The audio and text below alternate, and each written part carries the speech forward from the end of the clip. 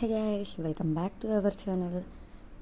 ఈరోజు వీడియోలో జొన్న పిండి పూరీలు ఎలా తయారు చేసుకోవాలో చూసేద్దాం రండి. ఒక పెద్ద బౌల్లో 1 గ్లాస్ జొన్న పిండికి హాఫ్ గ్లాస్ గోధుమ పిండి అండ్ అలాగే హాఫ్ గ్లాస్ బియ్యం పిండిని వేసుకోండి. ఇక్కడ నేను గ్లాస్ కొలతతోనే చెప్తున్నానండి, మెజరింగ్ కప్స్ కాదు, అవి అందరికీ అవైలబుల్లో ఉండవు. సో గ్లాస్ కొలతతో చెప్తున్నాను. అలాగే ఇందులోకి హాఫ్ స్పూన్ జీలకర్ర అండ్ 1 స్పూన్ సాల్ట్ వేసి దాన్ని లైట్గా మిక్స్ చేసి ఇప్పుడు ఇందులోనే తగినన్ని వాటర్ పోసి పిండిని గట్టిగా కలుపుకోండి.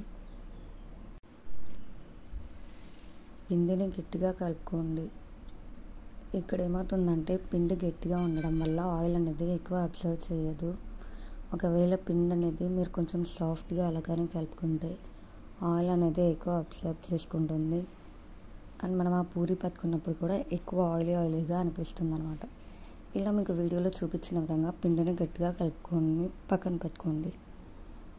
ఇప్పుడు ఒక ప్యాన్ తీసుకొని అందులో ఆయిల్ వేసి అది హీట్ అయ్యేంత వరకు అలాగే ఉంచండి. ఇప్పుడు మీరు మనం ముందుగా కలుపుకున్న పిండిని ఇలా చిన్న బాల్స్ లాగా చేసుకొని ప్రెస్తో వాటిని చిన్న పూరీలాగా ప్రెస్ చేసుకోండి. ఇప్పుడు ఆ ప్రెస్ చేసిన దాన్ని బాగా హీట్ అయిన ఆయిల్లో వేసి పూరీలాగా ఫ్రై చేసి పక్కన పెట్టుకోండి. ఇంకా కొంచెం డీటెయిల్గా చెప్తాను, మళ్ళీ చూడండి. ఇక్కడ ఒక ప్రెస్లో చిన్న బాల్ సైజులో పెట్టుకోండి. మీకు కావాలంటే ఇంకా కొంచెం పెద్ద సైజ్ అయినా చేసుకోవచ్చు. ఇలా బాల్ లాగా పెట్టి ప్రెస్ హెల్ప్తో దాన్ని పూరీలాగా చేసుకోండి. ఇప్పుడు దాన్ని బాగా హీట్ అయిన ఆయిల్లో వేసి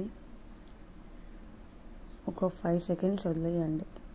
వెంటనే అది బాగా పొంగుతుంది అనమాట. ఇప్పుడు దాన్ని ఇంకొక వైపు ఫ్లిప్ చేసి ఇలా వీడియోలో చూపిస్తున్న విధంగా దాన్ని ప్రెస్ చేస్తూ ఉంటే అది ఇంకా ఎక్కువ పొంగుతుంది.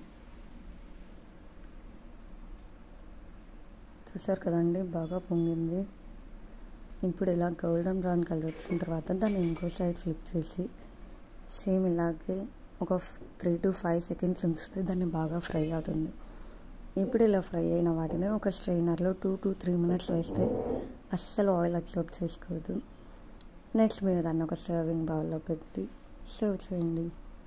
ఈ పూరీలకి మసాలా పప్పు కాంబినేషన్ అయితే సూపర్గా ఉంటుంది. మీకు కూడా నా వీడియోస్ నచ్చినట్టయితే ప్లీజ్ డూ లైక్, షేర్.